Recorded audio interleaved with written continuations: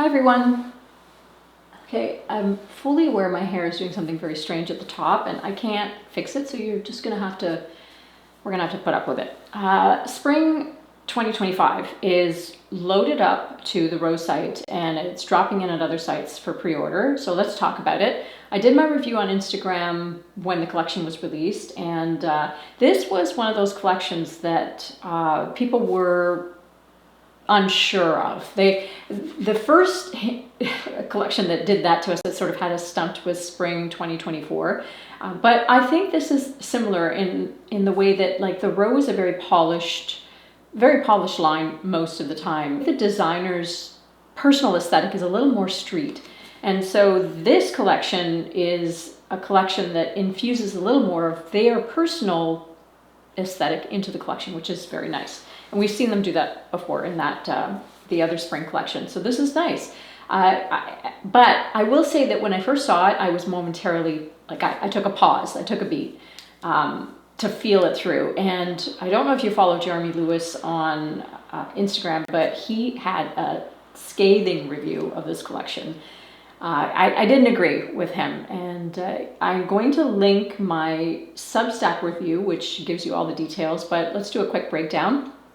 The couple of themes that popped out were very obvious in this: checks, plaid, and the lace.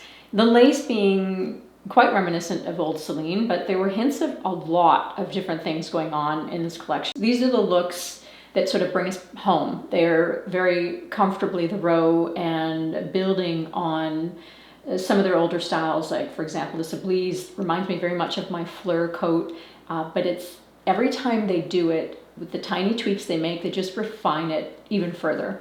But these are, you know, kind of what we know, what we expect, what we love from them. And then moving into some of the key looks, I think, from the presentation.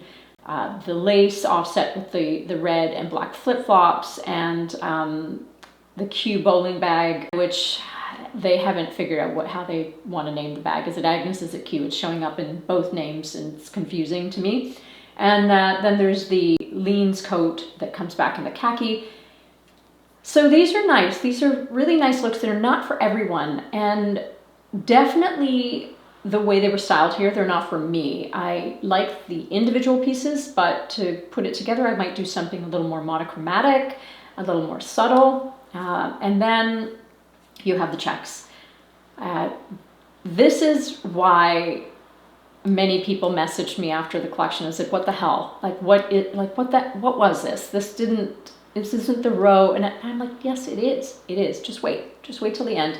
And I'll show you the images that make me think, no, this is the row. It's the row with, like, the Olsen designer's twist.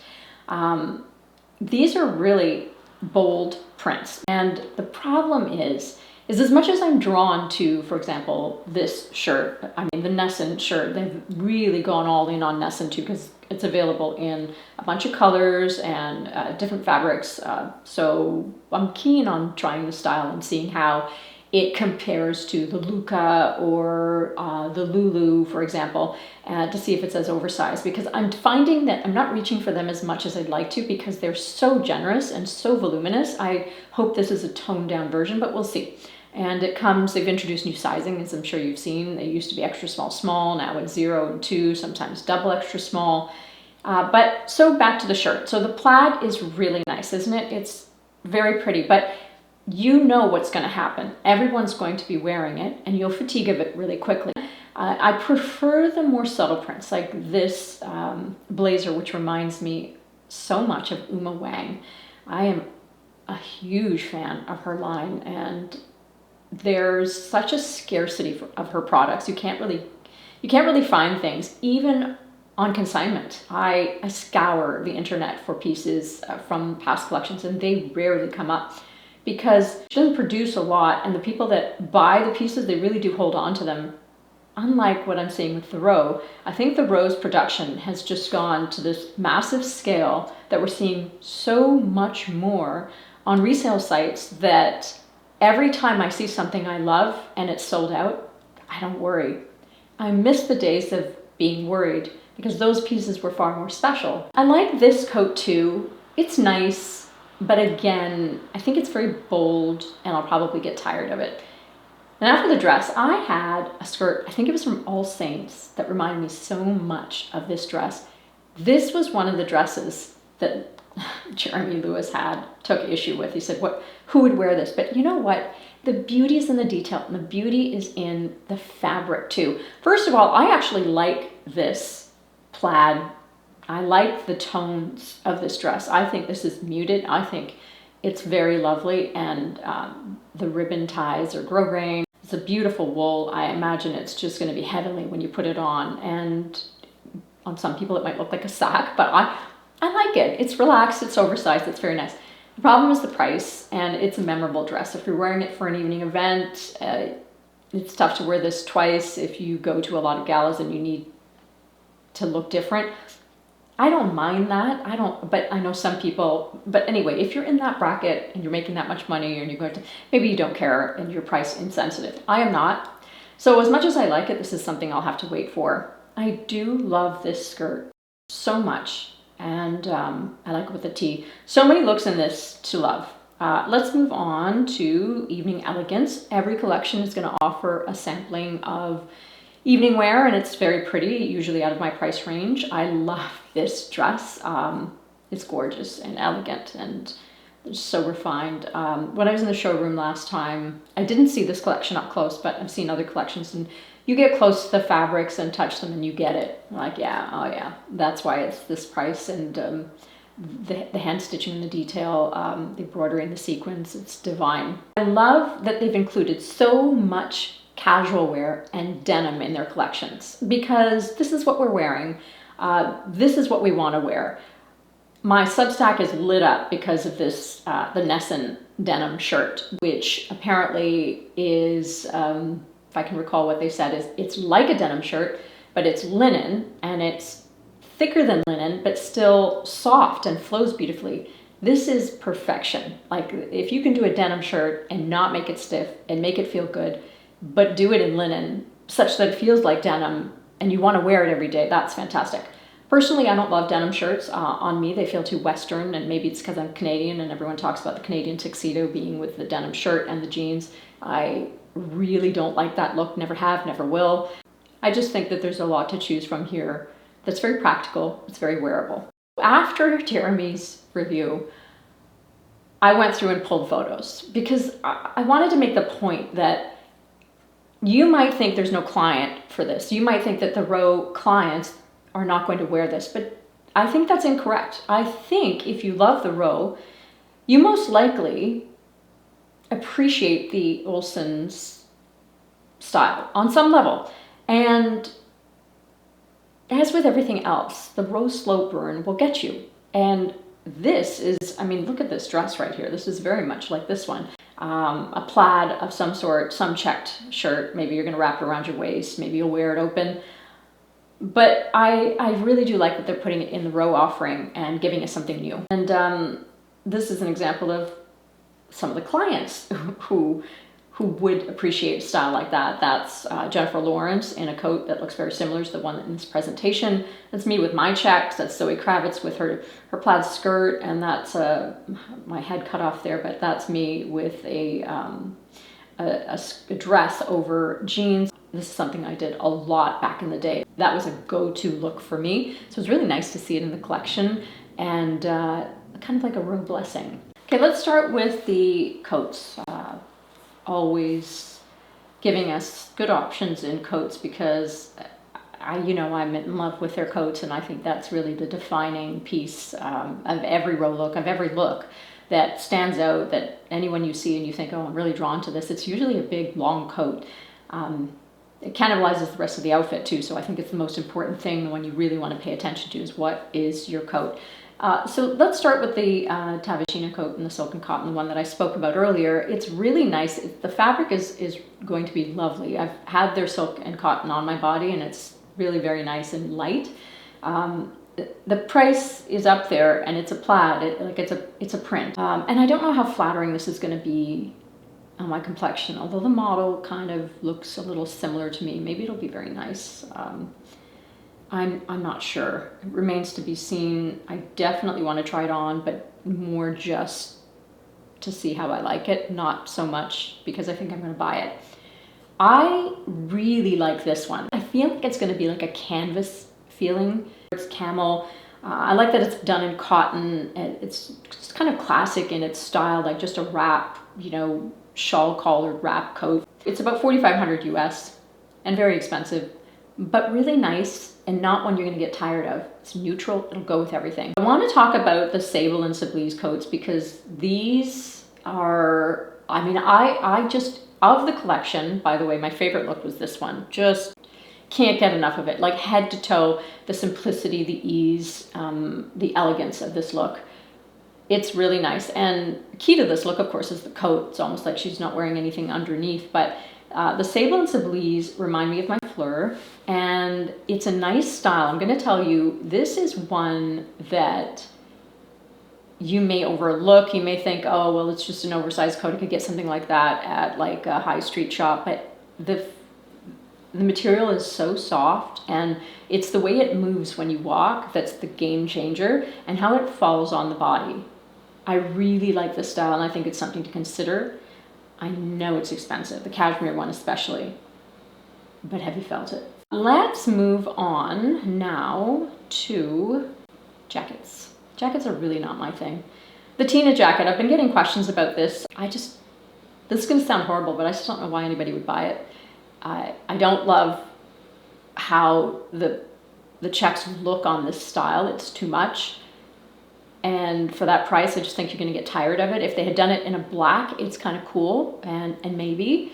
And I know it'll be very well made. I'm just not in love with it though. So that's my 2 cents on that. And I don't think it's classic enough. I really do want to stress this enough. This is not to say that I don't think buying color or buying like patterns is a bad thing. I think it's great, but at the right price. For me, if you recall, maybe I talked to you about this, but I bought the Badva coat at half price. I loved it from the moment I put it on my body. I thought the color really flattered my skin. It just made me happy when I wore it. I loved the way it moved. It was practical, it could be layered, but because of the color, I knew I wouldn't reach for it as often as black, and so I waited and bought it half price and didn't regret that. So something to consider. I wasn't a fan of the Frank coat. I'm not a fan of field jackets, generally speaking. I was, but I'm not anymore. But this one's a little longer, and it's cotton and linen, so it's going to be light. I think this is a nice one, and it's also a very neutral one. Then you have the Georgina jacket. The color is so special on this. It is like, they're calling it black and pale yellow, but it reads kind of green. I need to try this on, and look how it's paired with this belt and those pants. The shades, I'm really drawn to it. Again, it might be one I have to wait for sale, but. And then the Jeremiah jacket in linen, the one that reminds me very much of Uma Wang. Can't believe this sold out already. It just went so quickly, and I get it. It's special, it's wearable, it's lovely, and I'm sure the fabric is going to feel heavenly. Brought Ness back in this gorgeous brown. Jolene jacket, I like this one because it's casual, but it kind of reminds me of Uniqlo a little bit. I know it's not going to feel like that. The Marina jacket in cotton, love it. I wore a lot of denim jackets when I was younger, and I wore them to the point my friends would say, you love fashion, you have so much in your closet, every time we see you, you're in a denim jacket. That's how much I wore them. I like the Marina jacket because I like it better than the previous version on the model. Somehow this seems nicer than the Ness in the denim, but I need to try it on because it was where it was hitting me on my body. Even in the extra small, it didn't look right. I'm only 5'2", so that was part of the problem. So I need to try it on, but and then the Sibilia jacket in cotton and other denim, that's a classic, and I might need to try that on. Then you have this leather piece and a couple of other ones. Take a look, but the key one from this is the Tina jacket, and I would say the Jeremiah jacket, and Jeremiah sold out, and the Tina I'm not interested in, but I think those are the ones that are going to get a lot of attention. And then let's look at sweaters. Sweaters always appeal to me. I always take a look because I wear them a lot. I live in my Sibim and my Sybil, Ophelia, Davian, and I've got a new one this season, the Helios in the green, and oh my God, is it ever good. It's light and airy, but keeps me warm, and the color is this rich green. They also did it in a burgundy. I highly recommend getting one of their knits, and these are, to me, worth it full price. They do ball up quickly, so you could wait for them to come up on resale because they're always balled up on resale. I think people pass on that, but in my Substack chat, there was a lady who bought a shaver and showed us the before and after, and it was like she had a brand new sweater after she used it. So, you know, take a look at these sweaters and give them a chance because they really do fall nicely and they fit beautifully and the colors are lovely and the weaves are tight. And I just think nobody is doing it quite like them. You can find dupes everywhere. I have a few from Cause that I love and a few other high street ones, but there's just something about the thinness and the weight of the Rose sweaters that needs to be appreciated. So have a look through there. One thing I wanted to say is I love how Mary Kate wears pops of red all the time, and I do that too. I did that before, and because of my complexion, I think I love red, and I've been wanting to get a better sweatshirt. It seems like a simple task. Oh, just sweatshirts are easy. Why would you pay any money for a sweatshirt? I've had some from James Purse. I've had them from Lululemon. And I've not found one that has the right weight, the right feel, the right fit. I have a feeling this is going to be very, very good. Kind of a lot to spend on a sweatshirt, but you only need one when you take it everywhere. And I like the idea of this red one because, you know, you're traveling, you're at the airport, you want to feel casual and comfortable. You don't want to look like a slob, and there's something about the red that just gives your outfit a little something. So that's what I'm considering. Let's do t-shirts and tanks. It's a hit and miss. Sometimes, like with the Izzy and the Isha, they're good, but they're not great because they're too thick. And so when you tuck them in, you do the half tuck, you get this bunching. And I feel like when I move my shoulders and I'm talking, like the t-shirt's holding its shape and I'm moving inside of it. It's sort of like that. And then you get some of their t-shirts, like I think the Nadina top in cotton, that's softer. You have to try them on and be very careful because they absolutely shrink. I washed and dried a couple and lost them to shrinkage. And it's, you know, you're spending this much money. You want to make sure that you protect them from that. And I'm not a hang dry person. I never will be. Too lazy to do that. So have a look at the t-shirts now. The only one that I think I need, and I believe, is it sold out already? No, it's not. Yesterday it was, today it's not. We'll see by the time I finish this review. This top with the skirt, isn't this incredible? Just, I can't get over this look. The tones in this really pretty, and the top is in silk. It looks like a t-shirt, but if you get up close and look at the detail, you see the ribbing around the neckline. You can already tell what that's going to feel like. So that is one that I want. We'll look at shirts. Shirts are a sweet spot. Long coats and shirts. I wear a lot of them all the time. They've done the Luca before. Like I said, I'm having a hard time wearing my Lucas because they're really voluminous, but this is a nice menswear style striped classic blue. So that's kind of cool and I like it. And then, like I said, the Nessun shirt, been bullish on this style because it's like they've got it in this colorway, they've got it in the plaid, of course, and they're doing it in the navy, then you're seeing it there in brown, and then there's different fabrications too. There's cotton, and then you see it here in the black, and the blue, and the cream, and linen. So they've got it all in on Nessun. And I think it's going to be a good one. And maybe this is their new classic. Morpheus shirt looks like pajama top. I'm not sure how I feel about it. And with the bottoms especially. Yeah, not my favorite, but it's kind of cute. And then we get into a bit of the silky, feminine, lace-trimmed pieces that sort of defined the collection. I think they're pretty. If you don't have something like this in your wardrobe and you're looking for, you know, just a classic camisole top to pair with your aglet to wide leg jeans and a nice thin cardigan, this will be very good. And with ballet flats, I think I'm coming all the way back to the 90s. All right, dresses. We're looking at some of the lace trimmed ones because I think those are the ones to focus on. The rest of them are so out of my price range. They're gorgeous and they're perfect for evening, but like I'm not going anywhere that I would need to wear something that fancy. If you had to pick between the slip skirts and the dress, I think, well, if you wear camisole dresses or you could see yourself wearing it, then maybe do that one, because then you can easily just put that over jeans as well. You could get this look with the dress.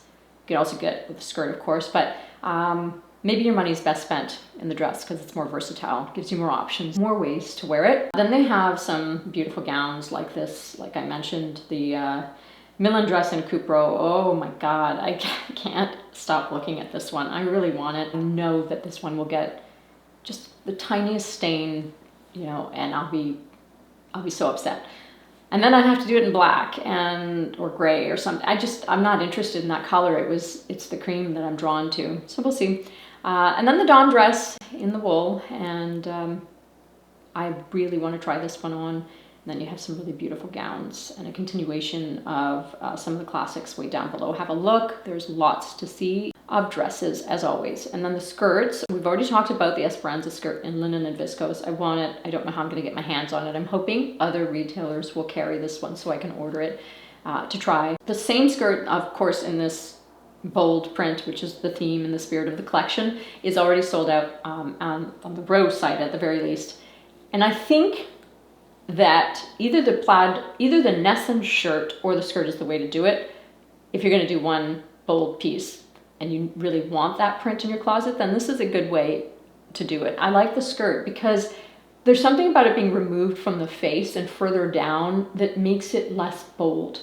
When it's a coat, when it's like, the Nessun shirt's really nice, but it is up here. So I think the skirt is maybe the way to go. Some really nice maxi skirts coming back. Well, they'd be maxi on me. They're not so much on the model, but the Julia skirt in cotton and linen, I think that'd be very nice. I don't like the shape of the Jovian at all because my hips, this would not flatter me, so I'm not in love with this one, but on the right figure that could be really, really pretty, and in the winter paired with a nice knit would be good. The Danute skirt in Cupro, and then the Irene skirt in silk. So those are your lace hem options. And yeah, I mean, they're not outrageously priced for Row silk.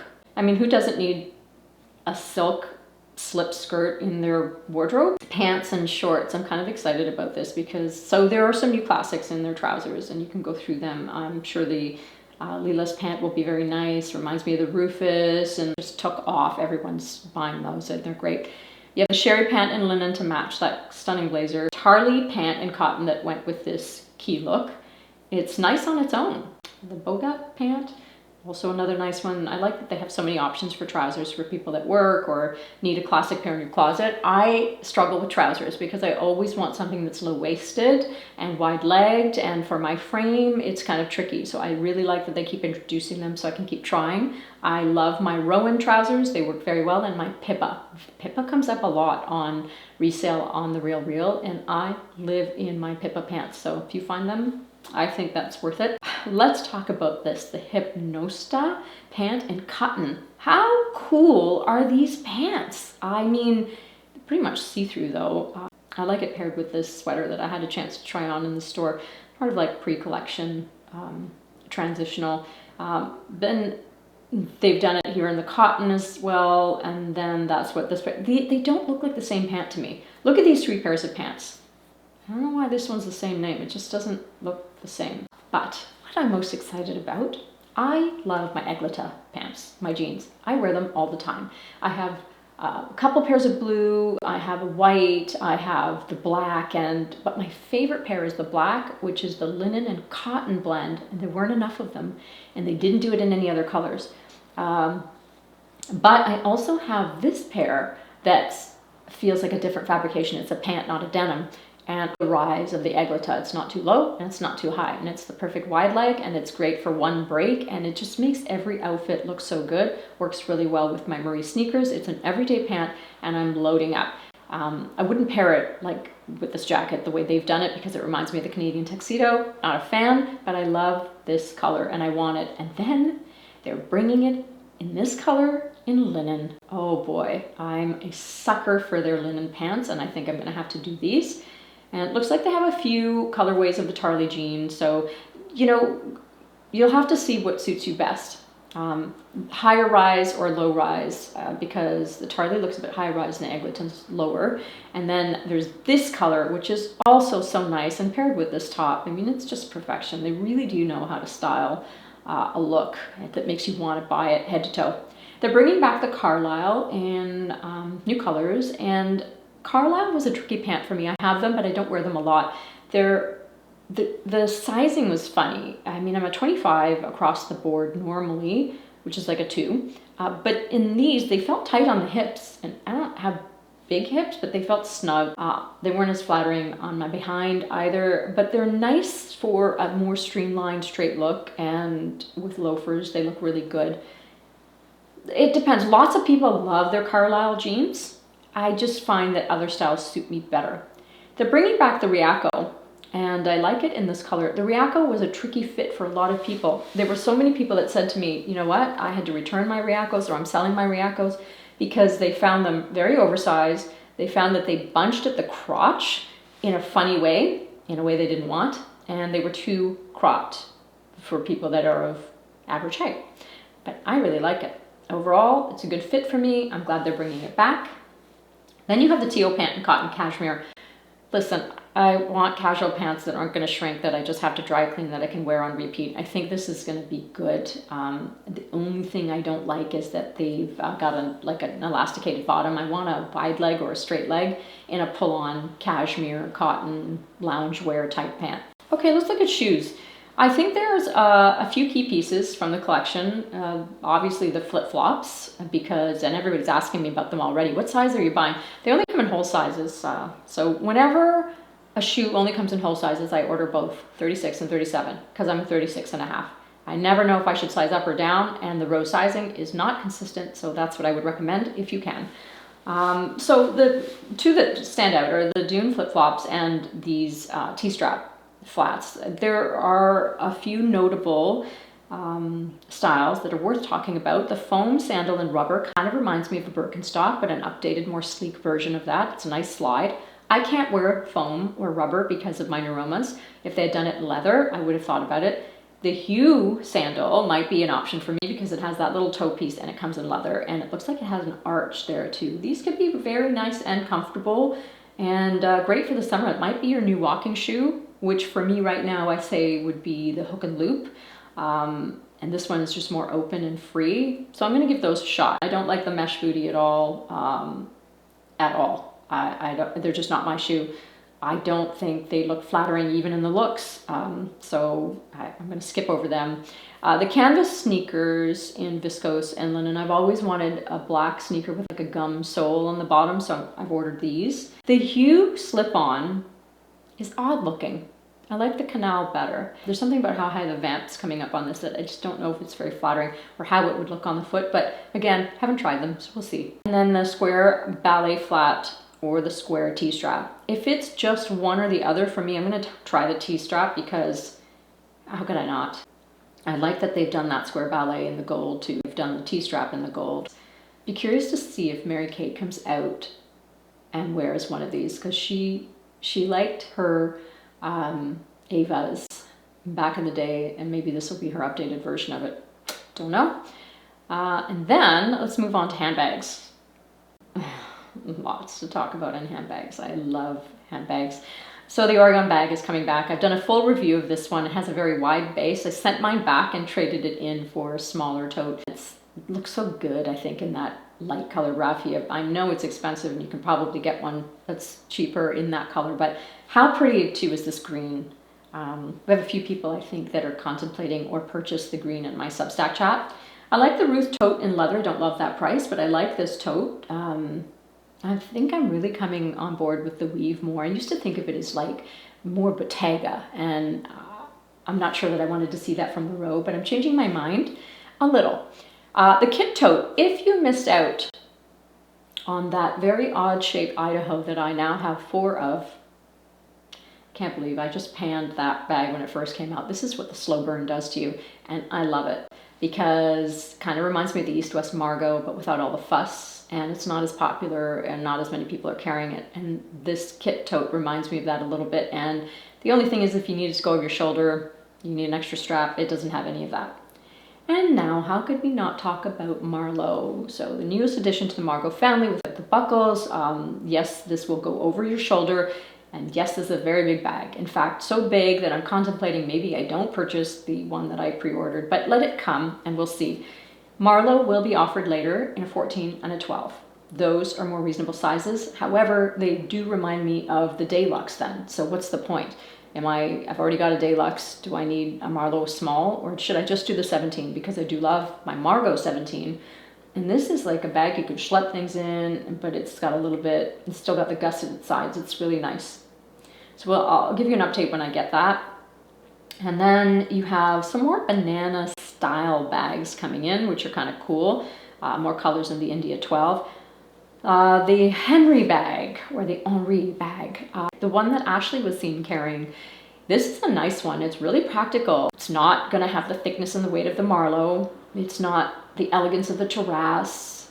It's somewhere in between. It looks like the leather's a bit thinner. It's got a zipper. It's very functional. It goes over the shoulder. We always see Ashley carrying very functional bags. Mary-Kate's a little different. Mary-Kate's a little edgier in her style, and Ashley's a little more conservative. Both look amazing, but I think that this is a good, practical, everyday bag that's going to fit a lot, and the price isn't that bad. Let's talk about the Estelle. It's coming in this cream. I couldn't have got through the summer without my Estelle. In fact, I carried my Estelle bag well into the fall when the weather got colder, and it wasn't until it started to get frigid that I put it away because it felt a little ridiculous. So I would say this is a warmer weather bag, but I would do Estelle. If you could only do like 2 bags, I would make one of them Estelle. It is practical. I think I reviewed it. I'll link it, and then so I won't chat more.